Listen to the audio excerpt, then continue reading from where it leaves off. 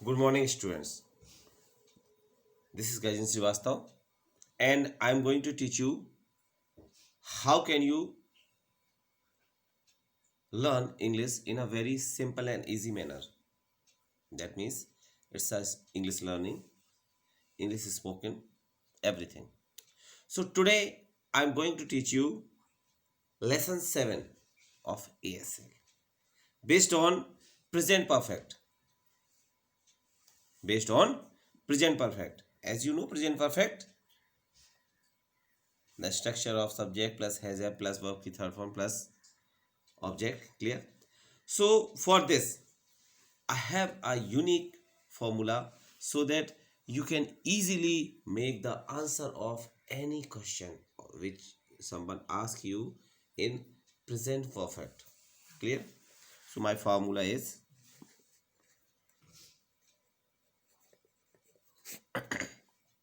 question have you plus third form of verb plus object. Question mark. Answer: yes, I have plus third form plus object. No, I have not plus verb की third form plus object. This is the structure of present perfect in a spoken sentence. So now I am going to tell you how can you make sentence with the help of have you.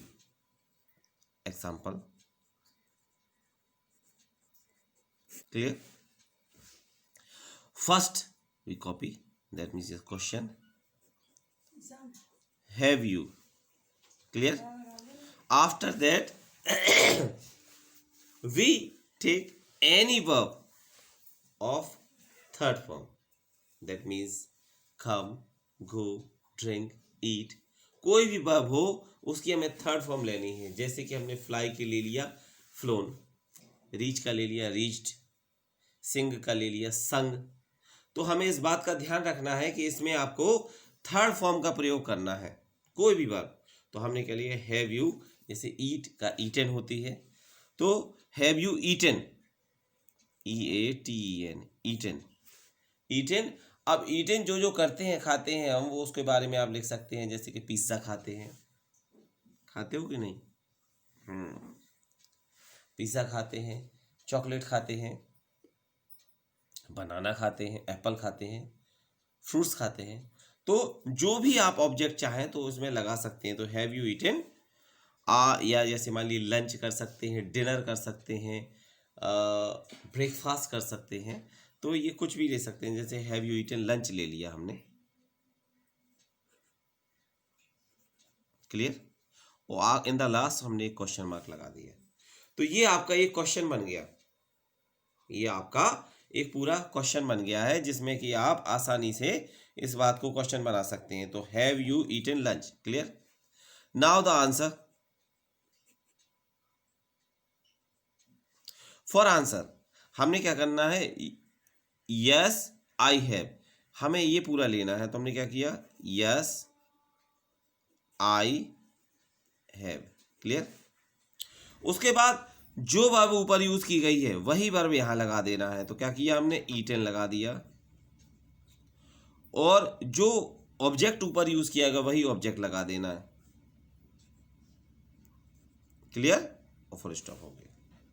तो इस तरह से हमारा एक positive answer बन जाए. जैसे पूछिए, आपसे पूछा हैव यू ईटन लंच, आप कह सकते हैं yes I have eaten lunch.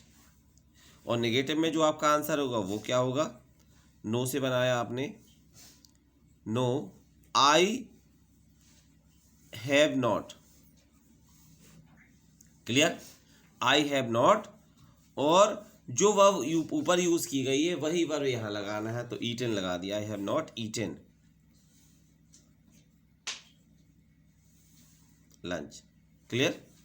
तो इस तरह से आपने एक पूरा क्वेश्चन आंसर बना दिया. अगर आपसे क्वेश्चन पूछा जाता है हैव यू ईटन लंच, आपका आंसर होगा yes I have eaten lunch. एक तो ये हो सकता है, दूसरा ये हो सकता है no I have not eaten lunch. Clear? अब इसी तरह से आपको अदर सेंटेंस बनाने हैं। जैसे कि ये तो आपका बन गया फर्स्ट। अब दूसरा बनाना है। क्वेश्चन लिखा आपने, आपने क्या किया, हैव यू लिख दिया, हैव यू, क्लियर। आंसर लिखा और यहाँ पे डॉट डॉट डॉट छोड़ दिया, क्लियर।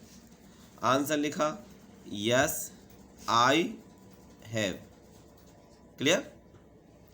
और उसके बाद यहाँ डॉट डॉट डॉट करके छोड़ दिया। दूसरा है नो आई हैव नॉट। तो इतना जो आपको देख रहे हैं आप कि हैव यू का यहाँ हैव यू ले लिया हमने, yes I have, yes I have का ये ले लिया, यस आई हैव ले लिया, okay.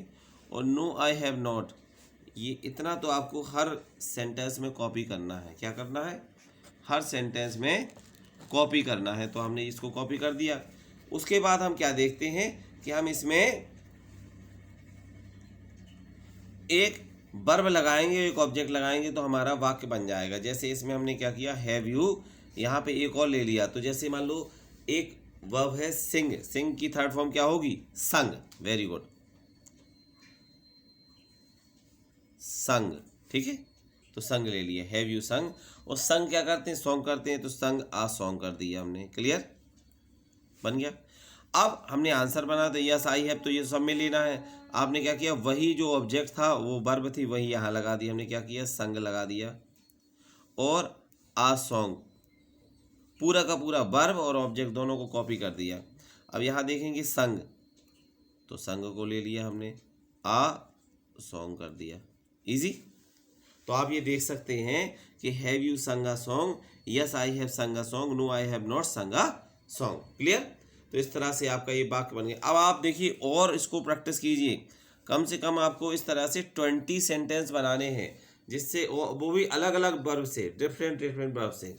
You have to make almost 20 sentence with the different verbs so that you can easily make the answer of anyone who will ask the question with the help of have you.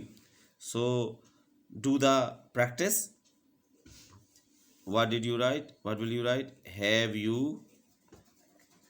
dot dot dot dot dot question mark, answer, yes I have dot dot dot dot dot, no